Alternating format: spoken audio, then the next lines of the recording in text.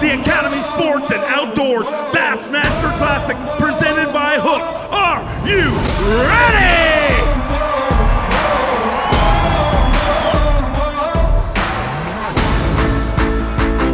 One of the hottest anglers in the sport of bass fishing this year is John Cruz. Wow. That's what I'm talking. Yes! Freaking giant right there, boy.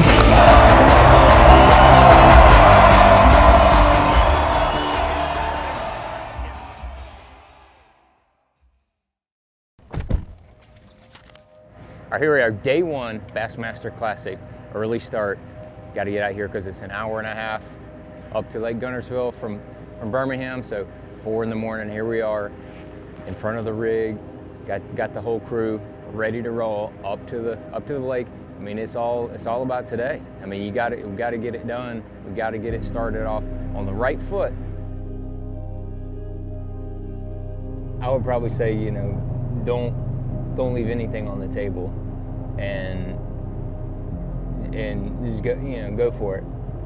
That would probably be my younger me telling older me, like, don't worry about everything else. Don't worry about the BS. Don't worry about anything else. Just go for it. Just go for it. And you know, kind of thinking about it now as older me, I think that would probably be advice that I should give myself, because, you know, I've been there and done that in the Classic, as far as, you know, finishing everywhere but in the top 5, and you know, I've tried all kind of different stuff, and none of it's worked. So I just need to go for it.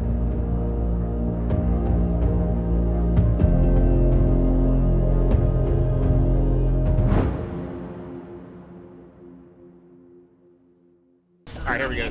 We're on the dock now. It's getting really close to game time. There is a massive crowd behind you. I know you're going to spin around and see that here shortly, but that's what the Classic's all about. I mean, we still got like 30 minutes before takeoff, and there's hundreds of people here already. So that's got to get you. Yeah, it's got to get you going a little bit. It sure does get me going a little bit, to be honest with you. So I'm excited, getting ready to rock, man. I'm pumped.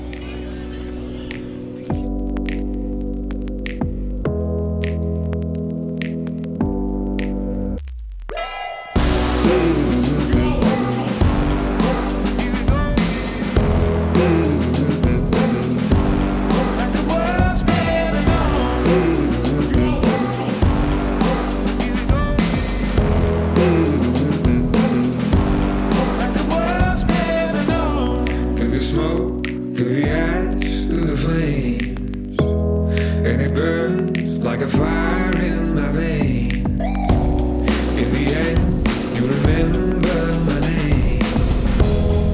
Remember my name.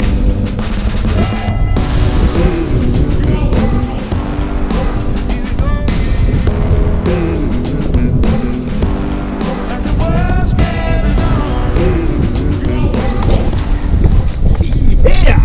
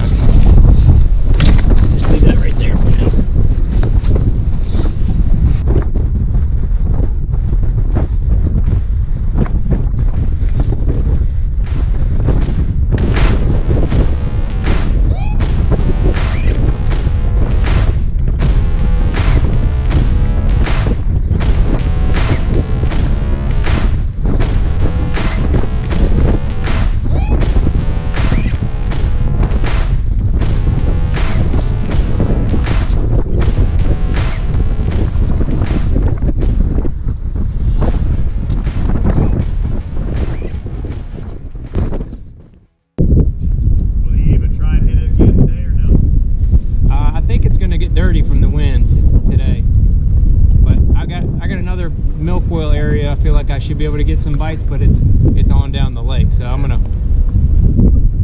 fish enough docks and other stuff on the way back and see if that's going down. And then I'm gonna have to hit that before the days that other area. I mean, cause I caught a 5 and a 3 there in practice. They're there.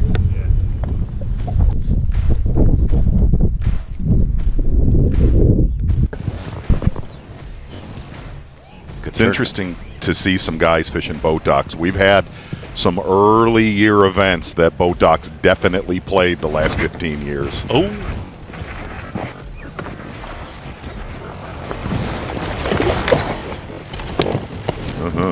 Yep. That'll help. Yep. That's what we were looking for right there. That'll call. Mini flip. Mini flip. That D-bomb on there.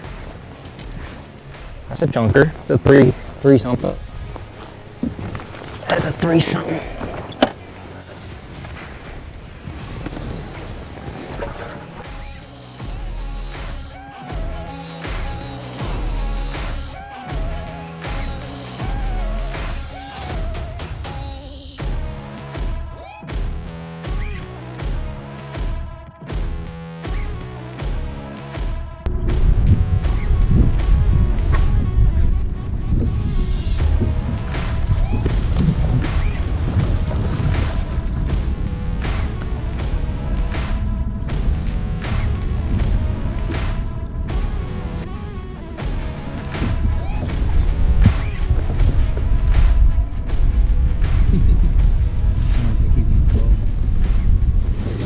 I don't think it's gonna do it.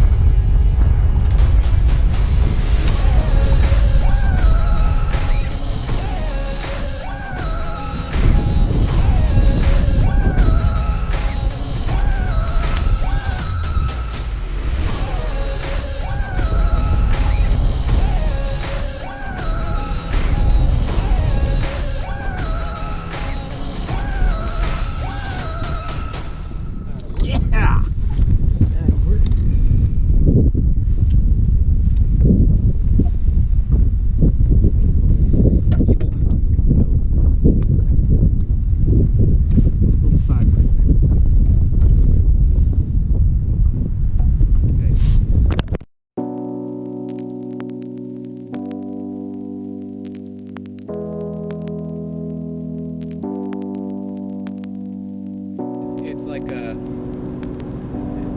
you go all day. The wind was piping out there, and now I'm just, it's like, now I kind of just take a deep breath. It's kind of, it's quiet, calm, whatever. But it was pretty intense, as most tournament days are, especially with that wind. It just never let up, man. It never let up. You had to stay on it all day. But man, we hit us a flurry in the morning, and got a lemon in the boat, and then was able to just kind of scratch and claw. Ended up calling 2 times. Called up a pound or 2 each time, and that was a big deal. So it looked like it was a little tougher than I thought it was going to be for the majority of the guys. I think that wind really it dirtied up some areas and may have really cost some guys some stuff, but I still think it's wide open. There's we're gonna see where we're gonna end up, but we're not gonna be too far out of it. And with 2 more full days to fish, then anything can happen. Anything can happen. I've just got to stay focused on tomorrow and how am I going to catch it. I got some crankbait, jerkbait stuff to sort out later.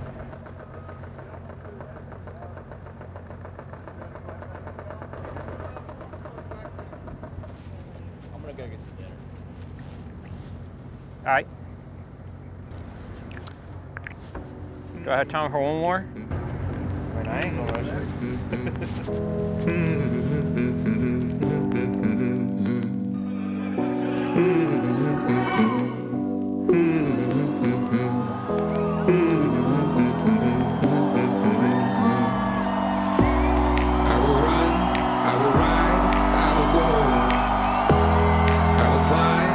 the place I belong.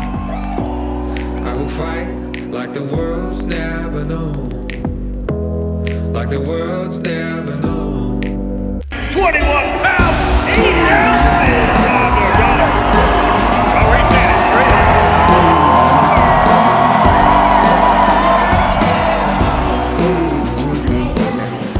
Tell me how you got so many anglers struggled today. I mean, was everything, did you figure it out throughout the day, or did it just go to plan? I hit one flurry in the morning, and I caught those two bigger ones in that flurry, and then the rest of the day I ended up calling up a few times, just kind of mixing it up. I was planning on this, on the wind blowing, and that was really a big factor, and I think that's what stumped a lot of guys out there, because one of the areas I was really counting on, it got all dirty from the wind. So hopefully I can just continue to make some adjustments tomorrow. I'd love to see you take that title. All right, here we are. Just finished the whirlwind of a media day, because I'm in second place, tied for second place technically, 21.8. That big one was bigger than I realized. I thought it was like a 4.5, and then when I pulled it out of the live well, it just kept coming, and it was a 5.14. So that was kind of how that went down. So that was the next pleasant surprise when I caught it, and then again when I pulled it out of the live well. But the whole media day thing is, or the media factor, did like 20 interviews in 15 minutes. It was kind of crazy, but now I got to go back, get my tackle ready, get some dinner, and then try to get some sleep. So we'll see if we can't do that and do it all again tomorrow. You know, I'm reminded that preparation is absolutely paramount, and one guy that prepares like no other. It doesn't matter if it's 10 p.m., 12 a.m. He's going to prepare for the job ahead the next morning. That's John Cruz, my good buddy, my roommate. He's probably the most responsible angler I've ever had the pleasure of rooming with and sharing fishing info with, and never caught him in a lie. Really cool. Books all our rooms. Really cool, and just a heck of an angler all the way around. True veteran of the sport of bass fishing. Another early start to the Bassmaster Classic. Headed out to Lake Guntersville. Got my man Andy behind the wheel again, and we're headed on up there. Had a short night. You kind of got hung up in the media room for a while, and didn't get out of there till about 8 o'clock, and then had to snag some dinner, and then went back over to the boatyard and finished getting my tackle ready and getting the boat organized and all that kind of stuff. Got that done. Got back in the room and got ready. Got to bed about 10:30, so the 3:30 wake-up call came, or alarm, I should say, came a little early. But that's part of it, man. That's what happens. That's what the Classic's all about. So you got to just try to stay focused on the fish, and I'm gonna spend this time as we're headed up to the lake this morning, just thinking about today and all the different scenarios and all the different things I want to try and throw at them, and see if we can figure them out again and have another day come together. So we'll put our mind to it, going up there and see what happens. You get on the right flat and it's just like thunk, thunk, thunk, thunk, thunk, thunk, thunk, thunk. Yeah, and next thing you know, it's like 60 fish. You're like, wow. And all these people, like, you get into one of them bays where there's a bunch of people, and it's like that guy's catching one, that guy's catching one, that guy over there's catching one. Yeah, it's nuts. Yeah, I'm telling you, just keep the hammer down, and you might run into them. A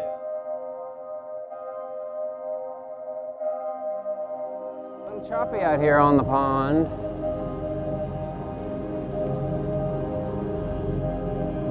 Not too bad though. Running's going to be a whole lot easier. Yesterday, we got out there about the mouth of this creek. got a little choppy. Got a little choppy. Luckily, no issues with my bass cat. And we did pass us a few boats on the way up there to where we were fishing. Standard procedure.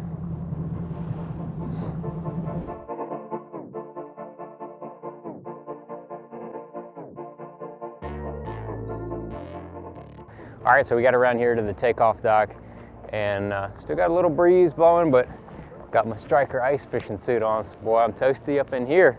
That's you know, half the battle is being comfortable out here in the elements, because it's in the 30s. Got us a stiff breeze blowing. Miles there behind the camera, he is shivering. He is a little on the chilly side, but I'm toasty and I'm ready to go. I'm gonna get up here and take care of my bathroom break, and then I'm gonna get my camera guy, and then I'll be ready to iron out everything. I might pull out one more rod, and then I should be ready to go.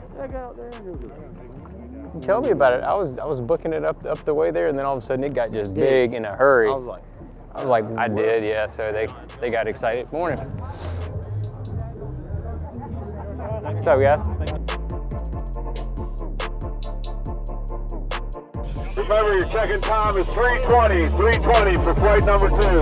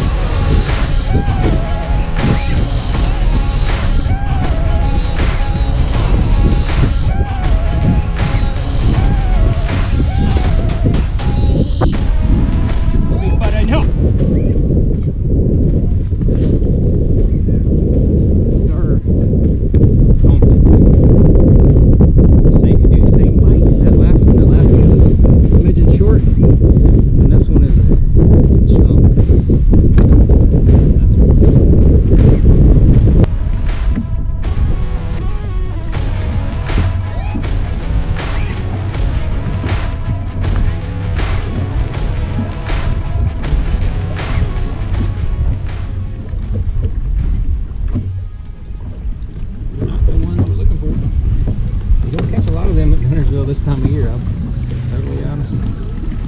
You just don't.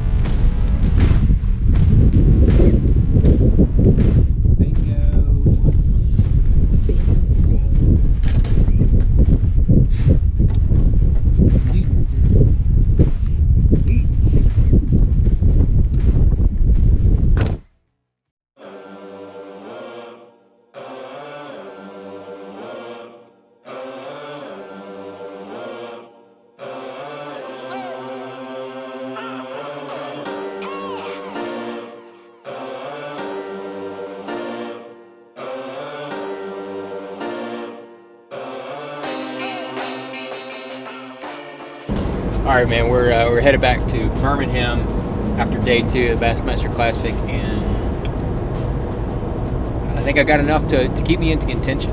And I got 16 or 17 pounds maybe. Fishing by the seat of my pants. Ended up catching most of my weight off of an area I fished yesterday. Never got a bite. I caught a 3-pounder there in practice. I know that they can live there, you know, subject to catch them there, but that's just that's the way it goes. Sometimes you just gotta keep the hammer down and keep bouncing around, and then hopefully, you know, things can happen. I was really wanting to. I got one good call later in the day, and I was hoping to get one more good call and get out a little 2.5-pounder I had in there, but it didn't happen. I guess I'm fortunate to have what I have, and to be, you know, relevant, to be right there. If, you know, things line up and we have a good day tomorrow, you know, you never know what might happen. But in contention on the last day of the Classic, that is what it's all about, man. I thought I was gonna get me a little nap going up back here, and I shut my eyes, and all I could think about was baits and where I was gonna fish and what I was gonna throw and what I was gonna do, and my mind was just racing nonstop. So it didn't really work. I kind of relaxed though. It was kind of nice. Still thinking about fishing.